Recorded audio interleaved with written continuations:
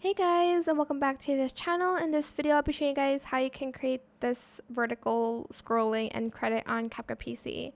So I'm just going to make this kind of like long here. Well, not this long, but well, it depends on how long your text is, but I'm just going to copy and paste default text like a bunch of times. You can also change the font if you'd like to.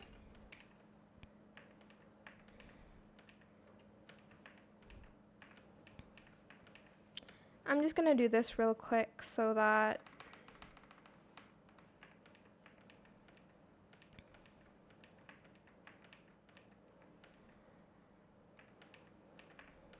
okay.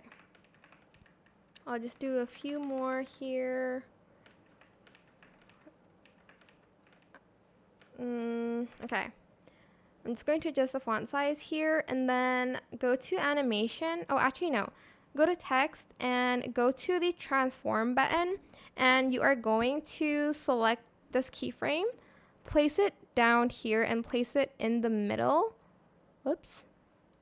And then at the end, you're going to want to grab the text. It's a little bit hard to do. Hold on.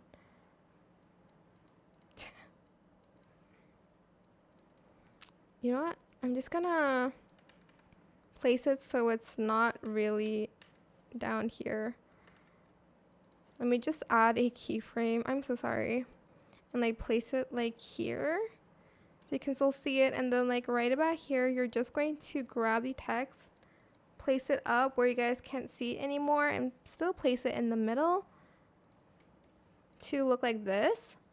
If you want, you can also go to import stock materials and you can add this black background and then freeze frame it. Then go to mask and select mirror and reverse that and just do this. And that is pretty much it for this video. I hope it was helpful for you guys. Don't forget to like, comment, share. Also subscribe to this channel if you haven't done that already. If you have any more questions about this video, just leave it in the comment section down below.